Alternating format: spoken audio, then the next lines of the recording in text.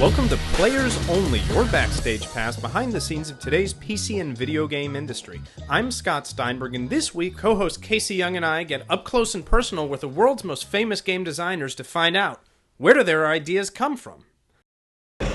I have no idea how I come up with the crazy ideas that end up in my games. I mean, I kind of, I have crazy broad interests. I mean, I'm kind of a serial obsessive, and everything I think about and read about and learn about ends up in a game somewhere. Specifically, what I like to do is make games that are about things people already care about. I mean, what does it mean to be human in the case of Deus Ex? How far do you trust your government?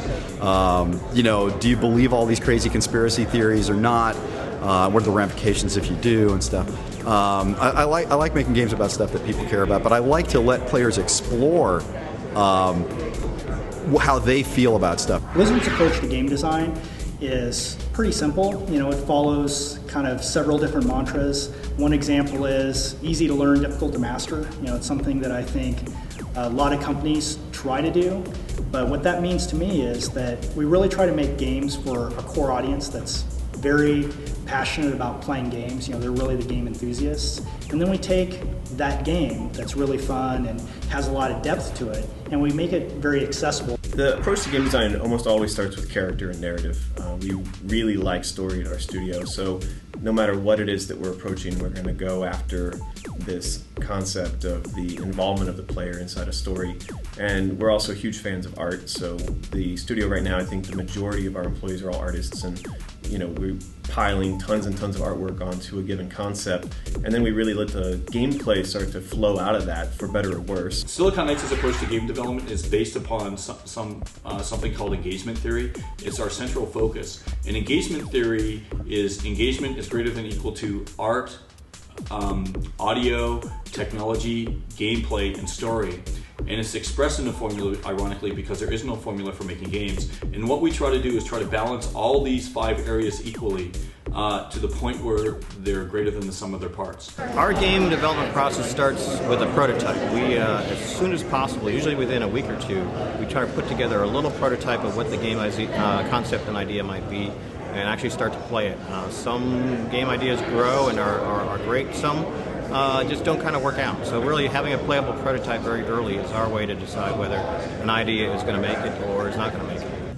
For me with game design, I'm always trying to think of what is the new hook that I've never seen before. That really is generally what gets me excited, if I know for sure that no one has seen something before. And then it's the way to test if it's a good idea or not is you just tell a room full of people, and if they're like, that's cool, then it's not cool. If they start going, oh, and then you could do this, and then you could do this, and you could do this, and ideas start flying all over the room, and then you know you've got a really good, interesting game design. Ideas are a dime a dozen. The real question is, how do you come up with enough good ones to fill a single day, let alone an entire lifetime? The secret to longevity is, just surviving. I mean, being willing to say no, fighting for what you believe in, never doing something just to make a buck, and doing the stuff you're passionate about. I've always said that the game business either kills you or keeps you young, and so far, I guess I'm keeping young. Basically, I'm a two-trick pony. So one trick is do something crazy. So just do something that people are going to go, what on earth is this? And that usually works. So we've been very lucky with that, making wacky games. Earthworm Jim was a good example. MDK was a good example. On the other hand, in my career, if you look at it, these spikes are usually caused by licensed games. So I did Teenage Mutant Ninja Turtles or Aladdin. I did a game for McDonald's once. Matrix was the last one. And those cause really nice spikes. So as far as a career goes, you can kind of have fun making crazy stuff, but it doesn't pay the bills as well as a license. So what you do is you sprinkle it. You do some crazy stuff, risky, and people aren't going to get this kind of stuff, and then do a quick license, get that dealt with, and go back to crazy again. The most important thing I've learned about in being in the business for 25 years is really to do what you enjoy doing. I enjoy game design, and I've stayed at that for a long time. I think there have been opportunities to kind of get distracted with managing a company or becoming a consultant, but game design and programming is what I enjoy doing. And I think the key to my my happiness is really to stick with that. Of course, while it's always important to consistently make good games, what about innovative new ones? One of the interesting things about the game industry right now is that there's a lot of receptivity toward novelty, new markets, and also there's so much that hasn't been done. So as a student, or as even just as an independent developer, any kind of topic that might interest you, could be gamed, can be turned into some interesting, meaningful video game artifact. It's important for developers to really push the boundaries and do crazy new things, because I'm tired of saying this. I've been saying it for 20 years. We are an infant medium trying to figure out how to do what we do, and so anybody who isn't trying to push forward and make us better, get out of my medium. I'm just not interested. Why is it important to do something different as a game developer? Actually, it's a really dangerous thing to do something different as a game developer, but I feel like I'd rather not be just making another shooter. In gaming, what's oddly enough is that different has become like a bad word, right? We go, no, I want the same thing I played last week, I just want 5 new features on it. And you go, well, where we come from, making television commercials, making movies, things like that, where we came from before games, it was like different means more market possibility. When we look at the shelf, we really see, is it the game shelf or is it the war shelf? And today it's really the war game shelf, because if you can find something else in there that's not war or not so much people shooting people, I mean, that's slim picking. Why is it important to do something different? Why is it important to have a different movie? To entertain people in a new way, to bring in the creativity that you have. Technology is something that gives us a chance to do more. What is the point in doing something that everyone else is doing? I always believe in a golden future, that we are in this industry moving towards something which is the perfect form of entertainment. I guess the perfect game. Our goal is to keep trying to push new boundaries, and hopefully one of these days we'll hit on something that's so huge that all of these risks we've taken will pay off.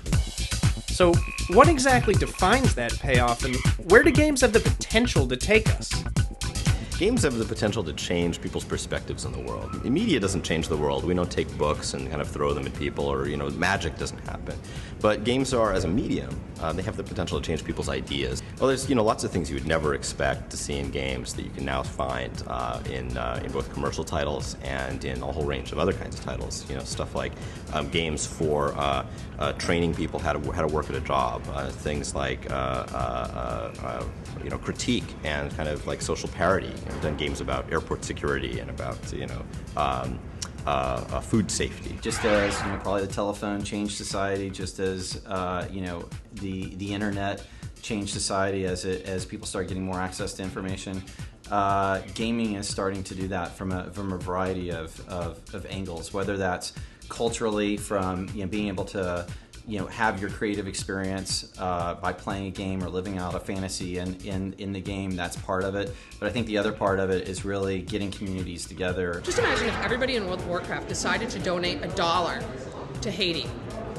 Just $1. They all said that's $10 million sent there. What if people in World of Warcraft, or in any MMO, I mean, there could be other ones, but what if people in these things just decided, you know what, we don't necessarily like the step that our government took politically, and they decided to perform an act of peace. That's 10 million people doing something. That is profound. I think games have already changed society. I think if you look round and you look at the way that people are entertained these days, and what they get out of games and what they talk about when they play games, I think it already has. Yes, they're art. Absolutely, unquestionably art. Yes, they're talked about and debated about and argued about and mulled over by politicians, and yes, they want to impose different restrictions to it. But that is the essence of entertainment. And that concludes today's lesson. We'll see you next week on Players Only.